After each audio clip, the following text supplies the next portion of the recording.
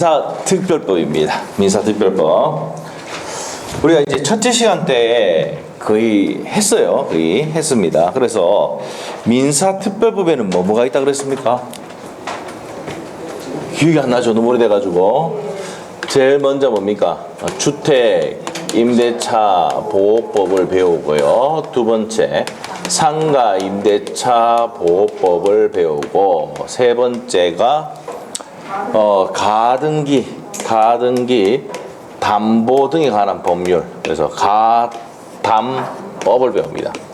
가등, 담보 등에 관한 법률. 그다음 네 번째가 집합법이라 합시다. 집합 건물 소유 및 관리에 관한 법률 배우고, 다섯 번째가 실권리자, 명의 등기에 관한 법률. 실권리자, 명의 등기에 관한 법률을 배웁니다. 그래서 어떻게 합니까? 몇 가지가 있다? 다섯 가지. 175페이지 가서요. 주택 임대차 보호법 가서 이제 재정 목적 나옵니까? 제 1조 나오는데 재정 목적입니다. 어디에 줄 거냐면요. 국민의 주거 생활 안정입니다. 상가 임대차는 국민의 경제 생활 안정이야. 상가 임대차 보호법 뭐라고요?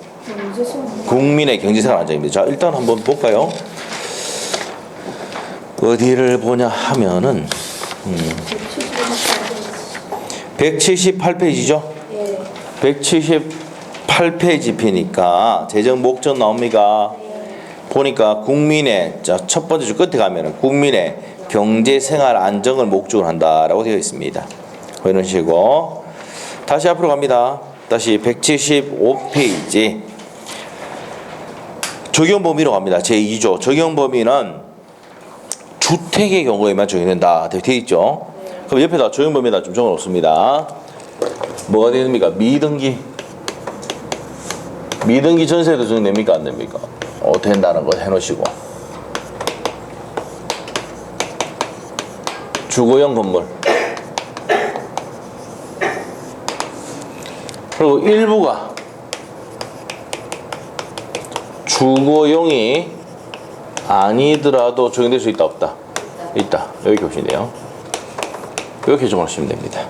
미등기 전세. 미등기 전세는 뭡니까? 전세금 플러스 합의 플러스 등기가 돼야 전세권이 되는데, 등기가 없다 하더라도 이거 등기를 안 했다 하더라도 주주하면 적용될 수 있습니까? 없습니까? 있다. 그래서 우리 판소도 한번 봅시다. 몇 페이지에? 28페이지. 판소도 28페이지 한번 보세요. 무효행위 전환 나옵니까? 나와요? 무효행위 전환. 우리 저번 시간에 또 했었어요. 28페이지 맞나요? 네. 무효행위 전환. 동생이 전세금을 3억을 꼽았는데 전세권 설정 등기 해주더라 안 해주더라? 서울은 안 해주더란 말이에요. 그래서 뭐 했다고? 주했어요.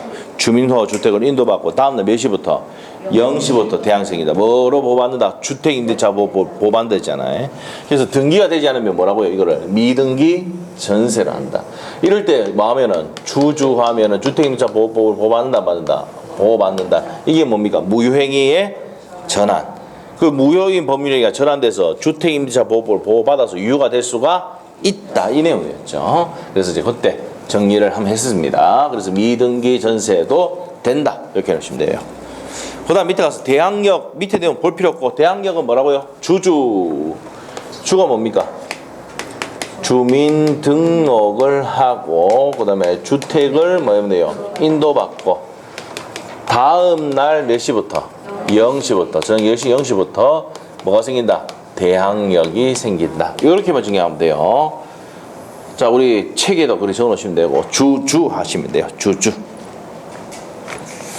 넘기세요. 다음 페이지. 존속기간의 보장. 우리가 아까 조금 전에 했었습니다. 1시간 전에. 주택은 몇 년 보장? 임대는? 임대는 몇 년 보장? 2년 보장. 근데 임차인은 존속기간 약정이 없거나 묵시적 기간이 되면은 어떻게 됩니까? 언제든지 해지 통과하고 몇 월이 지나면? 3월이죠. 우리 주택임대차는 몇 월이라 했어? 3월이지. 자, 그래서 임대인은 몇 년 보장해 줘야 되고, 2년. 임차는 언제든지 해지 통과하고 몇 월? 3월입니다. 그래서 이제 밑에 볼게요. 4조. 제4조. 기간이 정함이 없거나 기간을 2년 미만으로 정한 내 차는 그 기간을 2년으로 본다. 이건 누구 얘기하는 거야? 임대인 얘기하는 겁니다. 176페이지 하고 있습니다. 176페이지 제4조 하고 있습니다. 그래서 임대는 몇 년? 2년. 다만 임차인이 2년 미만으로 정한 경우를 기간에 유예함을 주장할 수 있다. 미만 주장하는 건 누구만 돼? 임차인만 된다. 무조건 임대인은 2년 보장해줘야 되고 임차인이 미만을 주장할 수 있다. 이 말은 누구한테 유리한 법입니까? 임차인에게 유리한 법이다. 누구 편 들고 있어? 임차인 편 들으니까 편면적 강행 규정이라 합니다. 이게. 그다음에 2항 갈게요. 임대차가 종료한 경우에 임차인이 보증금 반환을 받을 때까지, 자 줄것이 돼. 뭐 받을 때까지? 현금해 놓으시고 보증금 반환 받을 때까지 임대차는 존속한 것으로 본다. 그럼 보증금이 좀 남아있다 그러면 임대차는 계속 많은 겁니까? 존속되는 겁니다. 그 다음에 밑으로 가서 보증금의 우선 변제권이 인정되어 있습니까? 자 그러면 이제 3조의 2의 밑에 2항입니다. 대항요건과 대항요건이 뭐예요? 주주. 임대차 계약서상에 무슨 일자? 확정일자. 그래서 대항요건 확정일자 받으면 무슨 면제 받을 수 있다? 우선 면제입니다. 그러면 여기서 기본적으로 우선 면제 받기 위해서는 뭐부터 갖추고? 대항력을 갖추고. 대항력이 뭐예요? 주주죠. 주주하고 난 다음에 뭐 받아야 돼요? 확정일자. 이 확정일자에 맞춰서 무슨 면제 받을 수 있다? 우선 변제를 받을 수 있습니다. 됐습니까? 그 정도만 체크하시면 됩니다. 밑에 내용은 후순위 환가대금에서 후순위 권리자보다 기타 채권자보다 보증금을 변제받을 권리가 있다. 이게 뭐라고? 우선 변제입니다. 그 다음에 밑으로 가서 보증금적 일정이 나옵니까? 자 이거는 뭡니까? 보증금적 일정이 이건 옆에다가 최우선 변제를 받는 게 있단 말이에요. 여기 이제 보증금 중 뭐란다? 일정액이라 합니다. 그래서 옆에 가면 서울은 얼마? 1억 1천 맞죠? 1억 1천만 원 밑으로 하고 이하 얼마입니까? 3,700만 원. 우리 시험은요 어디만 나온다? 서울만 나옵니다. 나머지 냈다가 난리 납니다. 아시겠죠? 13회 때 안성이 나왔어요. 안성. 그래가 난리가 났습니다. 왜 난리 났습니까? 그때 그 밑에 뭐 이의 제기하고 이랬을 때 뭐냐? 내가 아는 건 안성 탐면밖에 모르는데, 안성만 나. 우리 안성이 어디 처박혔는지 알아요, 몰라요? 모르다 말이에요. 맞죠? 경상도는 뭐 서울 쪽에 가본 적 있고 경기도 쪽에 안성이 어디 처박혔는지 몰라요. 이 충청도인지 뭐 모른다니까? 어디 가다 여러분 경부고속 타고 가다 안성 휴게소가 있는데 얘가 충청도에 있다 뭐 충청도에서 조금만 더 가면 그 어디입니까 이제 경기도 아닙니까? 네. 그 사이에 있거든. 여기가 충청도인가 경기도인가 감이 있다 없다? 없다. 그래 난리가 났어요. 그 13회 때. 그래가지고 그 다음부터는 어디만 냅니까? 줄기차게 서울만 내요. 서울 내니까 이가 들어오는 게 있어 없어? 없어. 아시죠? 그래서 뭐만 기억하자. 서울. 그럼 합격하면 어디만 기억하면 됩니까? 뭐 합격하면 우리 서울 갈 거야? 밑에 광역시 얘기해, 광역시. 아이고 지금. 학교 서울 가서 물론 할 수 있겠지만 어디입니까? 서울이 아니고 어디입니까? 지금 울산에서 해야죠. 그래서 광역시로 가야 되지. 광역시는 얼마입니까? 6천에 2천. 6천만 원 이하야 되고 2천입니다. 한번 물어볼게요. 네. 그러면 여러분의 자녀가 공부를 잘해가지고 7천만 원에 어떻게 해야 될까? 10만 원이 월세를 내고 있다. 7천만 원, 10만 원 월세 내고 있다. 그러면은 서울인데 그러면 이 목적물이 돈을 못 갚아가지고 경매가 들어간다. 그러면은 어떻게 됩니까? 얼마까지 받을 수 있어? 보증금 중에 3,700만 원까지 받아갈 수 있단 말이에요. 얼마 미하니까 요 미만이니까. 서울에 자녀를 그러니까 공부를 시킬 때는 어떻게 돼요? 원룸에 들어간다 이럴 때는 어떻게 해야 돼요? 금액을 적게 하는 게 좋습니다. 얼마? 500만 원짜리 하면 돼요. 500만 원에 30만 원, 40만 원. 40만 원짜리 높죠 요즘은. 40, 50입니다. 아시죠? 그렇게 됩니다. 그래서 그런 데 보내야 됩니다. 맑고 보면 못 받을 확률이 높아집니다. 이제 서울은요, 이제 대출도 안 되고, 물론 이제 서울 사람들이 돈이 많기 때문에, 그렇지만 이제 뭐 대출 끼고 산 사람들 같은 경우는 불안해지는 거죠 이제. 얼마 넘어가면 9억 넘어가면 뭡니까 이제 대출이 또 20% 줄잖아요. 그러면 이제 물론 뭐 하겠습니까? 연장이 된다 하더라도 이제 다시는 못 사겠죠. 샀다가는 어떻게 됩니까? 20% 줄기 때문에 이제 못 사는 경우도 있습니다. 압박이 되는 거지. 자, 그럴 때 하여튼 이렇게 됩니다. 그래서 이제 1억 1천만 원 이하에 되고 얼마까지? 3,700만 원까지 받을 수 있다는 거 아셔야 돼요. 아시겠죠? 그러면 요때는 7천만 원 꼽혀 있어도 5만 밖에 못 받아. 3,700. 아시겠죠? 이렇게 됩니다. 그래서 이제 서울에 애를 보낼 때는 어떻게 해야 돼? 보증금을 적게 해야 돼. 많이 필요가 없습니다. 그럼 됐습니다. 그 밑으로 갈게요. 나머지 우리 그 수도권 정비 계획단은 뭐 이렇게 나와 있잖아요. 얘들은 시험 절대 안 나오니까 그냥 넘어가고 가지도 않을 건데 맞죠? 그래서 우리는 뭡니까? 광역시와 서울시는 기억해야 된다. 그리고 광역시는 학기 가고 기억하고, 예? 시험 칠 때까지 뭐만 기억하면 돼? 서울만 기억하면 돼요. 서울만 냅니다. 아시죠? 자, 그런데 이제 우리가 좀 정리를 해야 될 게 수도권 안에 누가 들어가 있습니까? 부산시가 들어가 있어요. 부산시는 광역시보다 높다 이 말이에요. 어디로 가 있습니까? 수도권 정비계획법 있죠? 거기에 부산시가 포함되어 있어요. 알겠어요? 부산시는 광역시 밑에 들어가는 게 아니고 어디로 올려놨다? 위로 올려놨습니다. 아시겠죠? 뭐 시험 안 나올 거예요. 됐어요. 넘어갑니다. 넘어갑니다. 요거 이제 넘어가고 넘어갑시다. 자, 일단 넘어갑니다. 뭐만 기억하라? 서울만 기억하라 이 말이에요. 그리고 합격하면 뭡니까? 광역시만 기억하라. 됐어요. 그 다음에 임차권 등기 명령. 별표는 없습니다. 임차권 등기 명령. 이게 뭡니까? 임대차 계약을 했는데 이 사람이 이제 주 해가지고 들어갔는데 보증금을 5천만 원 꼽았는데 5천 꼽았는데 돈을 받았다 못 받았다? 못 받았어요. 그러면 요 임차인이 할 수 있는 액션이 뭡니까? 임차권 등기 명령할 수 있는데, 자 그러면 다시 한번 정리할게요. 첫 번째 요건이 보증금 받았어 못 받았어? 자 일단 제일 먼저 임대차 계약이 끝나고 뭐를 받지 못하고 보증금 반환받지 못했을 때 어디서 하는데? 임차 건물이 있는 시군구 법원입니까? 임대인의 주소지에 있습니까? 임차 건물이 있는 시군구 법원에 임차권 등기 명령을 한단 말이에요. 근데 임차 건물이 있는 시군구 법원인데 어떻게 시험에 나왔다고? 임대인의 주소지에 한다고 이렇게 나왔거든. X입니다.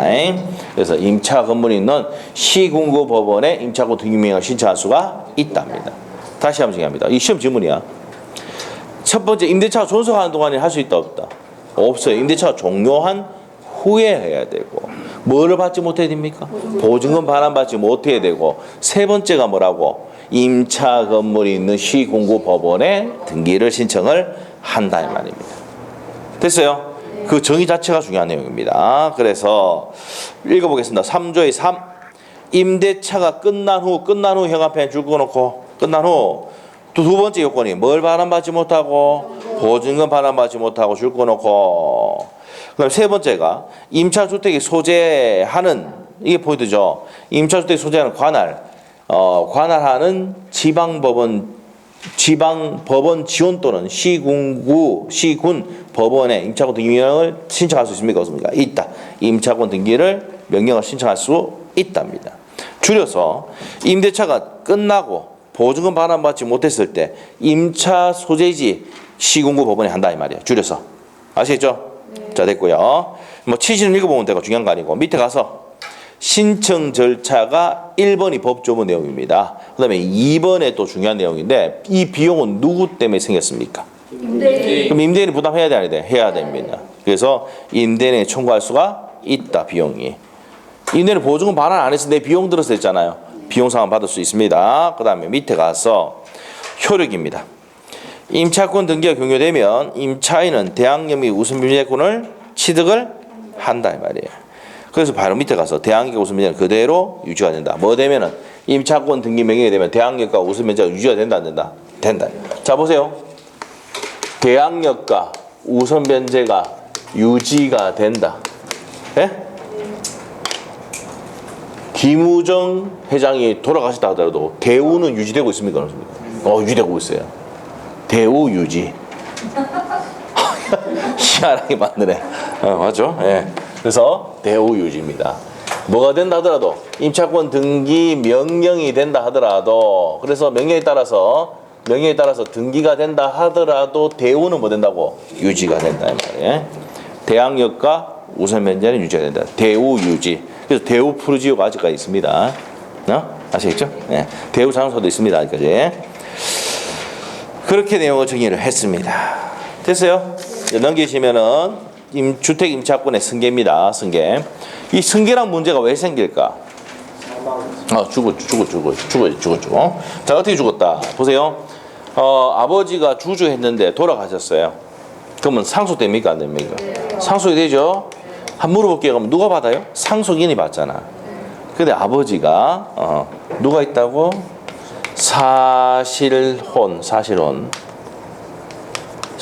배우자가 있다 이 말이에요. 그럼 임차권을 어떻게 될까? 문제가 생기겠죠. 그 법을 딱 규정해놨다고. 네? 자, 일단 사실혼의 배우자가 있다 하더라도 누가 받습니까? 원칙이 상속인이 받습니다. 근데 상속인이 없을 때는 누가 받는다고? 사실혼의 배우자가 받는다. 아시겠죠? 그런데 이 상속권자가 가정 공동 생활을 하고 있지 않아요. 이 말은 뭐예요? 같이 살지 않는다 이 말이에요. 그럼 어떻게 되는데? 이촌인의 친족과 사실혼의 배우자가 공동으로 승계합니다. 알겠어요? 그럼 다시 정리해 줄게요. 다시. 상속권자 있으면 누구한테 간다고? 상속권자한테 가. 에? 근데 이촌의 친족인데 가정 공동 생활하고 있을 때는 상속이 받는데 하지 않을 때는 어떻게 된다고? 사실혼의 배우자와 이촌의 친족이 공동으로 받아요. 아시겠죠? 그리고 몇 개월 내 포기할 수 있습니까? 1개월 내 포기할 수 있습니다. 그런 내용이 되어 있어요. 자, 봅시다. 임차권의 승계 구조입니다.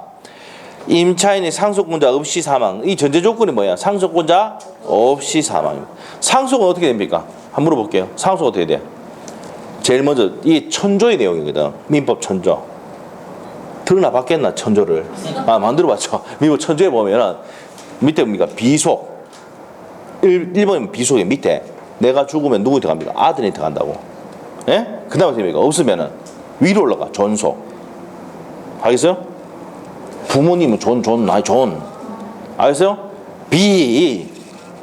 알겠죠? 그래서 밑으로 가고 위로 간다니까. 없으면 이거 형제로 간다고. 괜히 얘기해 준대. 천조를. 상식이야, 그 상식. 아시겠죠? 그래서 이제 여러분 중에서 살겠다면은 여러분은 뭡니까? 상속법을 배우지도 않았는데, 친족 상속법을 배우지도 않았는데 갑자기 상속이 어떻게 되니 유류분이 어떻게 되고 막 묻거든. 그럼 어떻게 됩니까? 근데 아는 척은 해야 될 거 아니야. 그렇게 됩니까? 어떻게 돼? 비존. 형제. 아시겠죠? 이런 정도는 알아야 뭡니까? 또 상속됐을 때 아버지, 와이프가 없다 그러면 아들은 어떻게 됩니까? 1대1 이런 거 알잖아요. 예, 우리가 공동 소유할 때 했잖아. 그런 정도는 액션이 있어야 된다니까. 왜? 자격증 따면은 상속도 다 배운 줄 알고 있어요. 상속 막 물어봅니다. 어떻게 됩니까? 그리고 상속 세금이 어떻게 되냐 물어보면 어떻게 됩니까? 그다음부터 어떻게 돼요? 여러분은 그런 거는 세무사에 때 물어봐야지. 라고 확 넘겨보야 돼요. 알겠죠? 그거 괜히 잡고 있다가 큰일 날 수 있어요. 알겠죠? 예. 상속 그런 관련된 거는 그렇게 하고 세금 관련된 거는 내한테 묻지 마라 이렇게 되는 거예요. 아시겠죠? 그것까지 해야 돼. 그래서 이제 누가 없을 때 전제 조건입니다. 상속인이 없을 때 주택에 가정 공동 생활하고 있던 누가 사실혼의 배우자가 임차인의 권리 의무를 승계한다 이 말입니다. 근데 이제 밑에 가서 임차인이 사망하는 경우 사망 당시 상속권자가 가정 공동 생활을 하고 있지 않는 경우 전제 조건 있죠. 가정 공동 생활하고 있지 않을 때가 어떻게 된다고? 사실혼의 혼인관계 있는 자와 이촌의 친족이 공동으로 받습니다. 설명됐습니까? 네, 됐고요. 근데 이제 임차인이 사망했을 때 상속인이 가정 공동 생활하고 있으면 어떻게 되는데? 상속권자 받는다. 이 말이야, 이 말. 알겠어요? 아이고 어렵게 해놨네. 자, 다시 정리해 줄게요. 상속권자 있으면 누가 받는다고? 상속권. 근데 가정 공동 생활하고 있어야 돼. 이 말은 뭐예요? 같이 살아야 돼. 근데 같이 살지 않았을 때는 어떻게 됩니까? 둘 다 같이 받아. 공동으로. 아시겠죠? 자, 그런데 얘가 가정공동생활 하고 있지 않고 나가 있고 사실혼이 배우자 있으면 어떻게 됩니까? 공동으로 받고. 상속권자가 없을 때는 어떻게 됩니까? 사실혼이 배우자가 승계한다 이 말이에요. 아시겠죠? 이걸 만든 이유가 뭐냐면은 연세가 드시고 이렇게 하면은 자녀들도 뭡니까? 전부 나가 있고 뭐 맞죠? 뭐 그렇게 있고 뭐 배우자 이제 뭐 친구와 같이 살 수 있습니까? 없습니까? 70대 때 같이 살 수 있잖아. 어머니가 없어지고 돌아가시고 이렇게 되고 난 다음에 와이프가 없고 이렇게 됐을 때 그렇게 할 수 있습니까? 없습니까? 있잖아. 그 사람이 승계해가지고 그 사람 또 주거 생활을 영위할 수 있도록 해주는 게 취지입니다. 법에. 아시겠죠? 네. 그리고 이 사람이 뭡니까? 그 남편 뭐 70대 때 할아버지를 뭐 봉양도 하고 이렇게 했으니까 기본적으로 승계해주는 게 이 사람의 주거의 안정에 도움이 돼야 하는데 된다는 취지로 법을 만든 거예요. 알겠습니까? 네, 취지는 그렇고 우리가 시험에 나오는 거는 그 법조문 시험에 나옵니다. 다시 한번 증명할게요. 상속권자가 없었을 때는 사실혼이 배우자입니다. 상속권자가 있을 때는 상속권자. 근데 상속권자가 가정공동생활을 하고 있지 않을 때는 공동으로 받는다. 끝입니다. 됐고 이제 상가임대차 보호법으로 갑니다. 상가임대차 보호법은요. 아까 국민의 경제생활 안정, 주택임대차는 국민의 주거생활 안정이 목적입니다. 그 다음 밑에 가서 적용법이 서울만 기억하면 된다. 얼마나? 9억 원. 9억 원. 9억입니다. 그래서 9억 원 이하입니다. 그 작년 시험에 7억 나왔거든. 범위에 들어갑니까? 안 들어갑니까? 9억 이하니까 들어가지. 예? 네, 들어갑니다. 그래서 9억 원 이하야 됩니다. 그럼 합격하고 난 다음에 몇 억 기억하면 돼요? 5억 4천 기억하면 돼. 예? 근데 이거는 환산보증금이야. 환산보증금. 예를 한번 들어볼게요.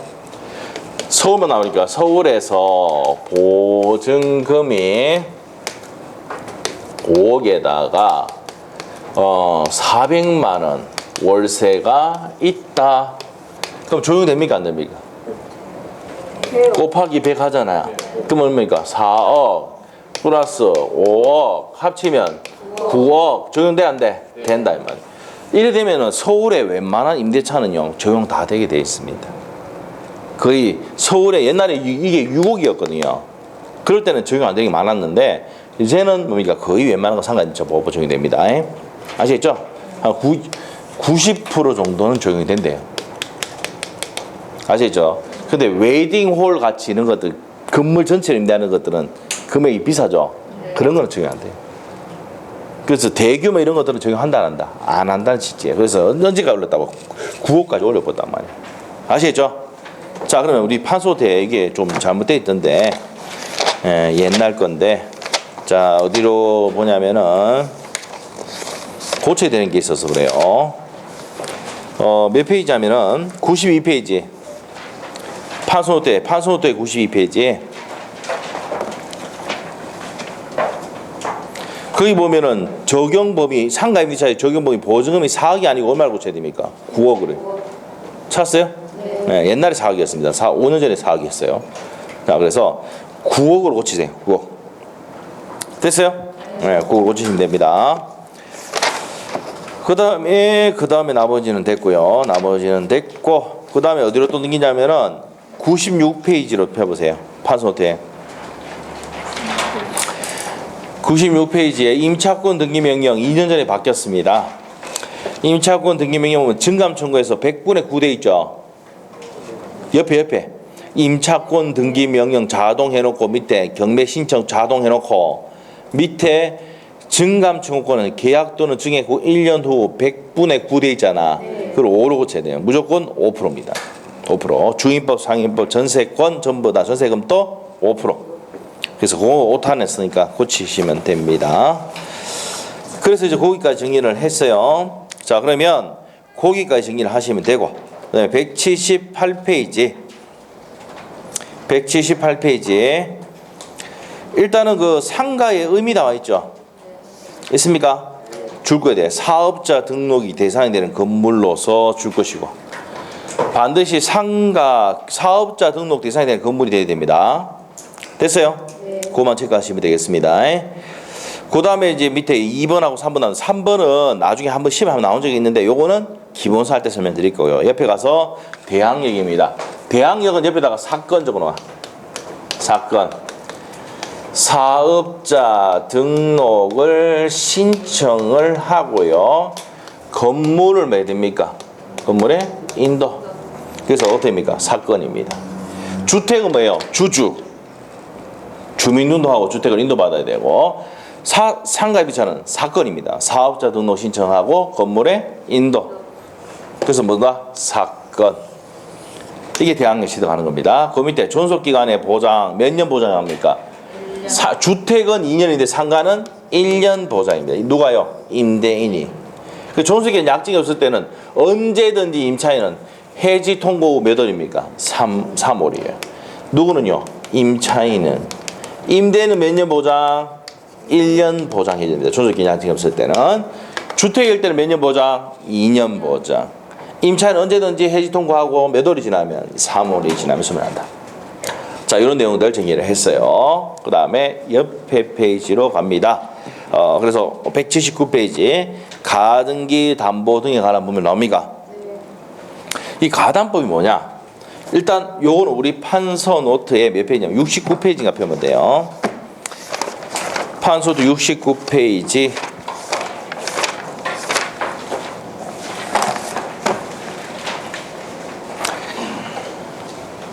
69페이지 폈습니까?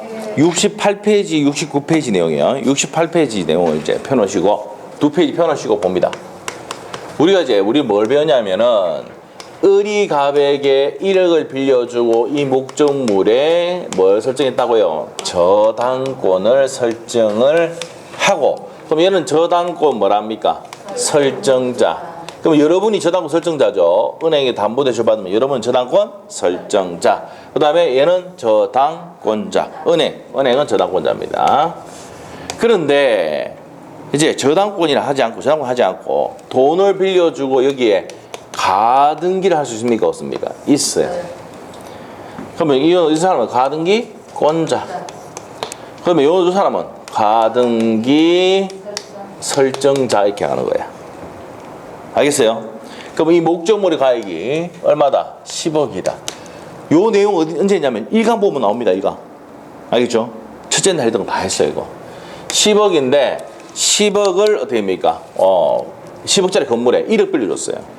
그래서 얘가 얘한테 변제를 잘 하지 못하면 저당권일 때는 어떻게 됩니까? 뭐 나버려야 돈 못 갚으면은 은행이 경매 넣어보잖아. 맞나요? 얘가 경매를 넣습니다. 근데 변제를 얘가 못하면은 가등기 담보일 때는 얘가 가등기권자가 뭐 한다고요? 두 가지를 할 수 있어요. 첫 번째 뭐 넣거나 경매를 넣거나 아니면 가등기에 기해서 본등기를 해가 지가 가져가든지. 오케이? 이게 가등기 담보야. 그럼 이거 누가 선택합니까? 이 사람이 누구예요? 채무자입니까? 채권자입니까? 채권자. 맞죠? 채권자의 선택입니다. 알겠어요? 근데 시험에 28회 때인가 채무자의 선택 나왔거든. X입니다. 누가 선택한다고? 채권자의 선택에 쫓아 경매나 가등기 본등기 한다. 그러면 1억 빌려주고 10억짜리 챙기면 이게 맞습니까? 틀립니까? 이거 잘못된 거죠? 이럴 때문에 이런 차익이 생긴단 말이야. 그래서 법상으로 무슨 절차? 청산 절차를 거치도록 했다 이 말이야. 무슨 말을 했다고요? 청산 절차. 그러면 얼마 주라는 얘기입니까? 차익이 9억이잖아. 10억짜리인데 1억 빌려줬는데 지 앞을 본등기 하려면 얼마 주라고 채무자에게? 9억 주라는 얘기야. 이게 무슨 절차입니까? 청산 절차.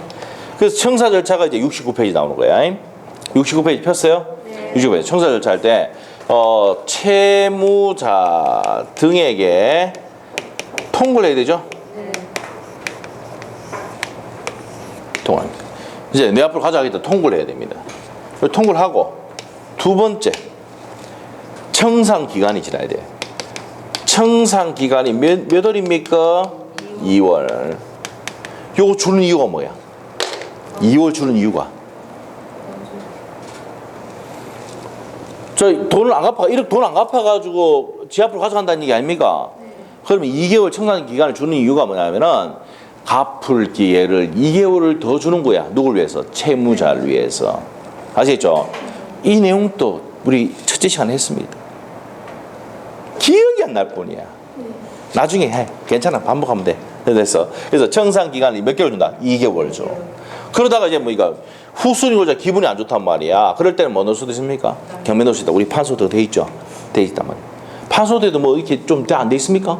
돼 있죠. 다 있죠. 다 했어요. 그 정사를 다 있어요. 자, 그렇게 하고 이제 기간 지났습니다. 세 번째. 2개월 지났어요? 그럼 뭘 지급하고? 청산금 지급하고. 우리 판소 돼 있죠? 그 다음에 목적물 인도하고. 청산금 지급, 목적물 인도하고. 그 다음에 뭡니까? 가등기에게서 무슨 등기 하는 거? 본등기 하는 거는 무슨 얘기입니까? 동시행이다. 됐어요? 그래서 이런 구체적인 내용을 가등기 담보에 관한 법률 때 배운단 말이에요. 가장 중요한 게 뭡니까? 무조건 시험 내면은 가등기 담보는 이게 포인트입니다. 청산 절차. 강행 규정입니다. 그래서 이 청산 절차가 시험에 잘 냅니다. 강행 규정입니다. 그래서 이제 우리가 돈을 빌려주고 돈을 못 갚으면 가등기 냈다가 돈 안 갚으면 본등기 할 수 있는데 바로 가져갈 수가 없고 몇 개월 지나야 된다고? 2개월 지나야 된다고. 청산기간 지나고 뭘 지급해야지? 청산금 지급하고 목적물 인도하고 본등기 쳐야지 짓게 된다 이 말입니다. 됐어요? 이런 절차들을 가등기 담보 등에 관한 법률에서 배웁니다. 자, 그래서 밑에 갈게요. 양도담보, 가등기담보 이건 나중에 뒤에 가서 설명할 거고요. 귀속청산 배웠죠? 변제 첫 번째 주고 변제 이후에 채무자 변제하지 않으면은 채권자가 실행하는데 지 앞으로 가져가는 게 뭐라고? 귀속이잖아. 귀속청산입니다. 그래서 밑에 일정한 절차에 있어 소유권을 취득하는 것을 말한다. 이게 뭐라고? 귀속청산입니다. 그리고 이제 밑에 귀속청산할 때는 채무자 등에게 통지한다 안 한다? 한다. 그러면 채무자 등에 누가 있어요? 채무자, 물상보증인, 제3취득자 그 세 명 딱 줄 끊으시고 후순위 권리도 나오는데 이건 뒤에 가면 설명합니다. 넘기시고 그렇게 간단하게 되어 있어요. 책에 넘기시고 집합건물 소유 및 관리에 관한 법률 나와 있습니까?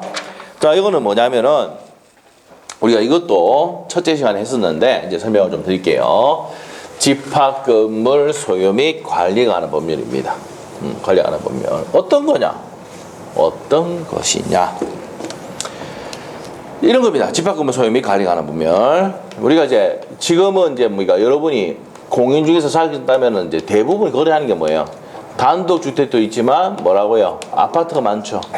맞나요? 예. 아파트 많습니다. 자, 그래서 이제 여기에 501호다. 501호. 501호는 이게 전유 부분이라고 부릅니다. 이게 이제 구분 소유권인데 구분 소유권. 그래서 전유 부분이라고 부르고 여기에 복도가 있고 승강기가 있고 계단이 이렇게 있습니다. 이런 것을 뭐랍니까? 공용 부분이라다. 공용으로 쓰기 위해서 쓰는 부분이다. 공용 부분이라고요. 아파트에 보면은 이게 뭐 나무 심어져 있고 이게 대지 있죠? 이게 대지 사용권이에요.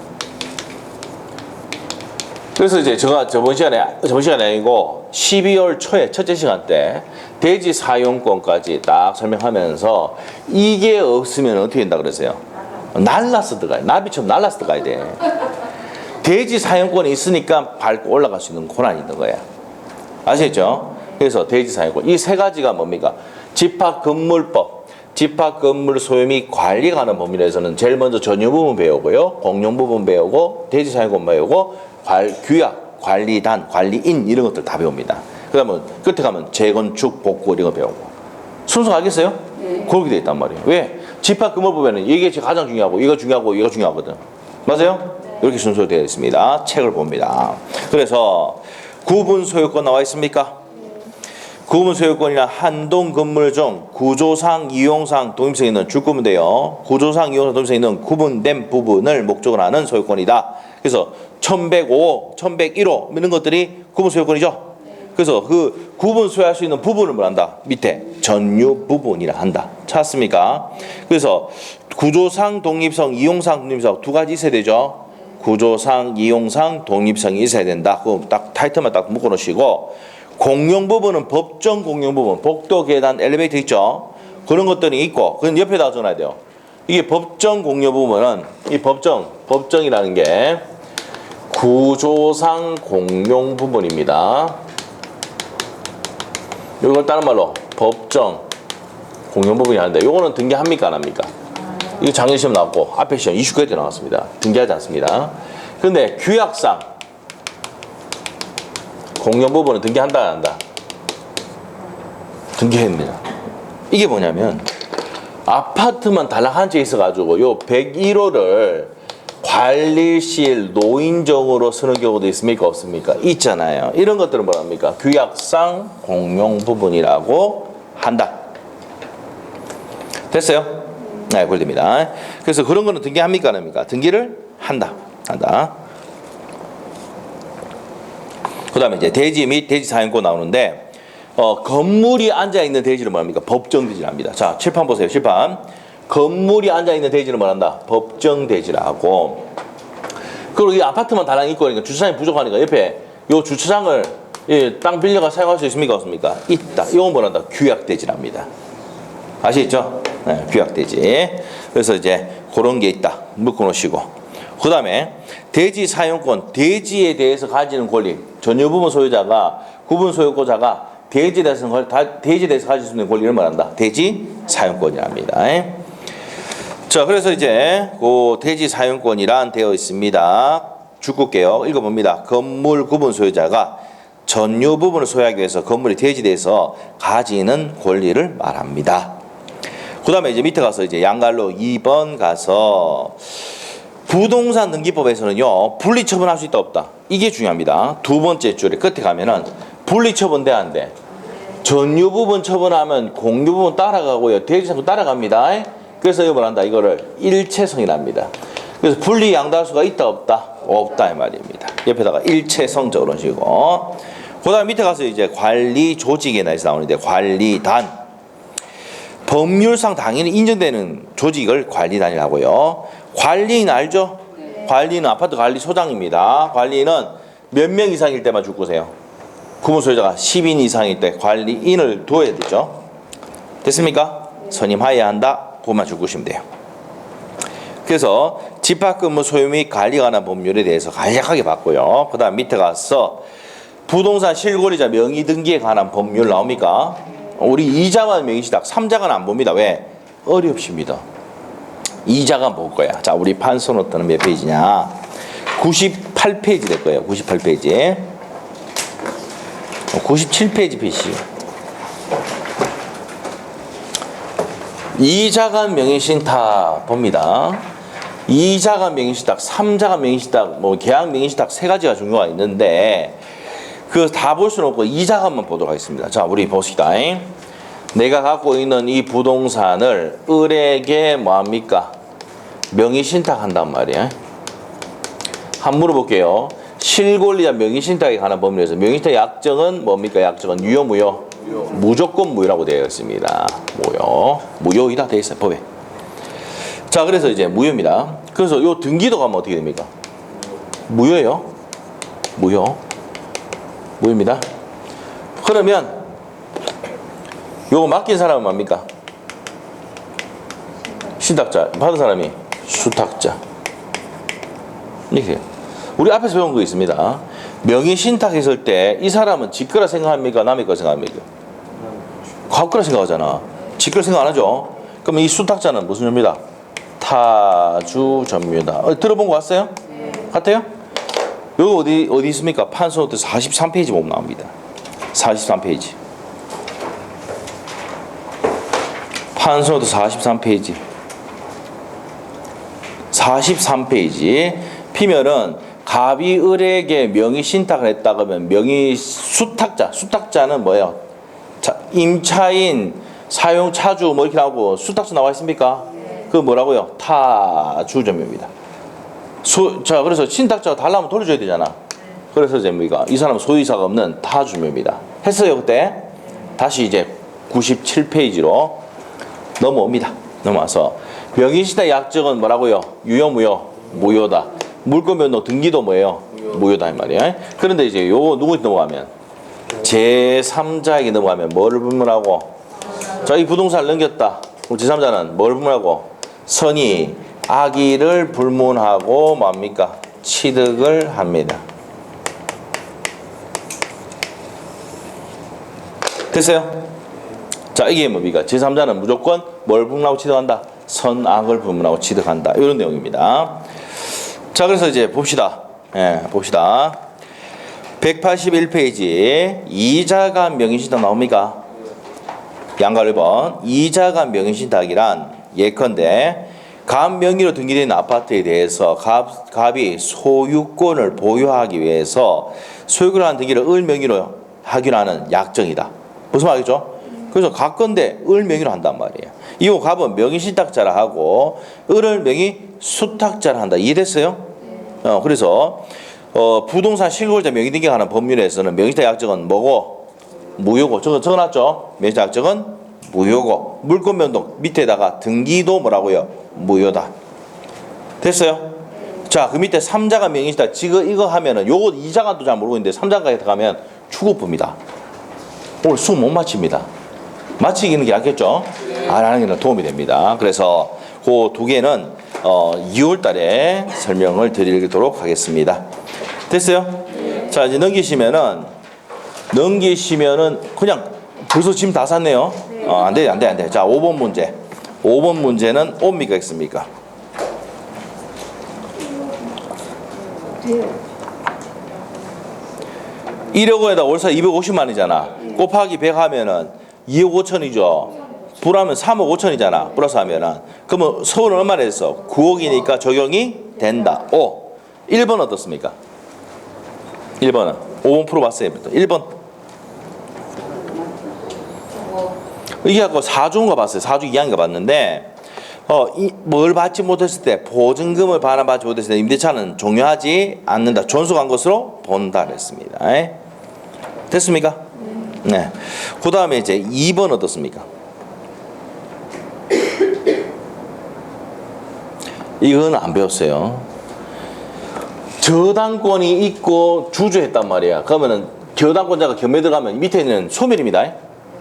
대항력 가지고 있는 임차인이라는 것은요, 저당권자보다 위에 있는 누굽니까? 임차인입니다. 주주했을 때. 알겠어요? 그러면 이제 2번 저당권이 설정된 주택을 임차하여 대항력 갖추다. 그러면 저당권이 위에 있죠. 후순위가 임차인이야. 겸해 들어갈 뿐이면 무조건 대항할 수가 있어 없어? 없습니다. 매수인 경락인에 대항할 수가 없답니다. 그 다음에 3번은 배운 것 같아. 한번 봅시다.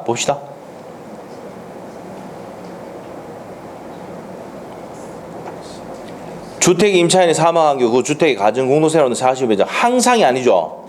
누가 없어야 됩니까? 상속권자가 없었을 때 이게 전조건입니다. 항상 때문에 틀렸어요. 그럼 4번은 아까 판례 볼라다 말았는데 판례입니다. 한번 볼게요.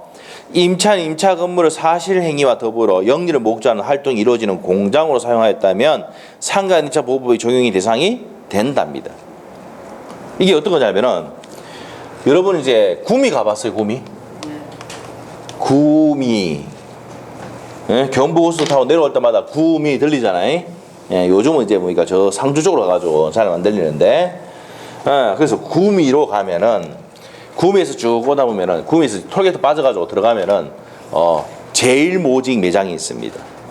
공장 옆에 이게 사실행위하고 있는 공장 옆에 아울렛을 만들어놨다니까. 아시죠? 들어가셔가지고 됩니다. 들어가셔가지고 여기서 보시면은 최소 80%에서 90% 할인합니다. 알겠어요? 그래서 이제 여기 가서 이제 우리 애기들 그때 옛날에 우리 애들 옷을 여기서 막 샀습니다. 막 담았죠. 우리 아빠가 담아도 한 개 사는 것보다 가격이 뭐 사고 이렇게 됐으니까 막 담아. 그래서 왔어요.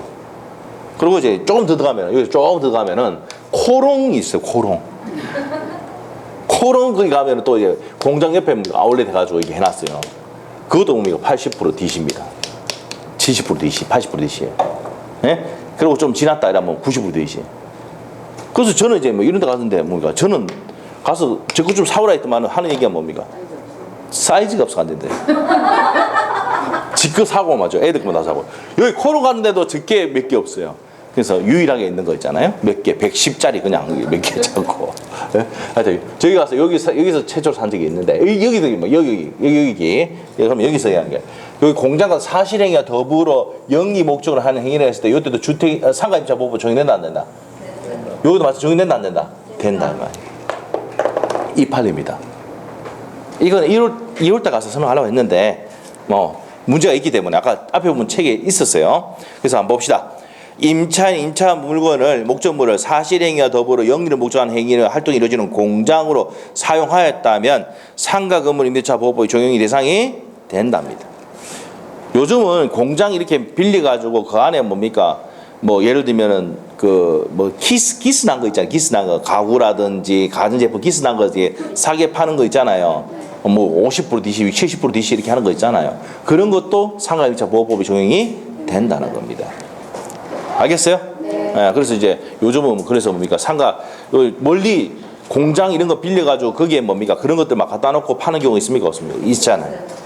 그것도 뭐 보호 대상이라고 상가 임대차 보호법의 대상이라는 겁니다. 알겠어요? 네. 그래서 끝났습니다. 원래 있잖아요. 5번 문제까지 딱 풀어주면 끝나는 거예요. 왜? 뒤에 아무것도 없잖아. 마지막 문제까지 풀어주면 다 한 거예요. 자, 그래서 이제 넘기시고 넘기면 이제 가격은 15,000원입니다. 그까지 다 읽었어요. 맨 밑에만 아시죠? 아시겠죠? 자, 그래서 거기까지 다 읽었습니다. 자, 그래서 이제 오늘은 여기까지 하고 다음 주는 없죠? 다음 주는 없고 다음 주 언제입니까? 다음 주 목요일부터 수업입니다. 목요일 1월 2일부터 그때가 뭐냐? 공법입니다. 그래서 시간표는 목요일 날 우리가 시간표를 선생님들 일정하고 다 맞춰가지고 시간표를 내드릴 테니까 그때 맞춰서 오시고 저 시작할 때 우리가 첫째 날 하고 문자를 보내드릴 거예요. 오늘 공법 수업입니다. 책 들고 오세요. 이렇게 문자를 보낼 겁니다. 아시겠죠? 네. 그리고 우리가 그 다음 주에 갔을 때 민법 이제 월요일에 또 민법 수업이다만 민법 수업이다 이렇게 문자를 보낼 겁니다. 한 2번 보낼 거예요. 혹시나 또 뭡니까 날짜를 착각할 수 있으니까. 그래서 문자가 와도 뭡니까 즐겁게 받으시고 뭐 어떻게 날아가니까 어쩔 수 없는 거죠. 근데 일단 보낼 테니까 그렇게 알고 계시고 그래서 시간표는 제가 이제 오늘 막 선생님들하고 이제 일정 맞춰가지고 정확히 확정해가지고 제가 이제 해드릴게요. 기본서를 그날 받는 거예요? 예, 그때 근데 5개월 되면은 다 나올 거예요. 왜냐면 오늘 요 책은 이제 필요가 없고 요거 목요일 오시면은 책이 다 내려와 있을 겁니다. 아시겠죠? 수고하셨습니다. 됐습니다.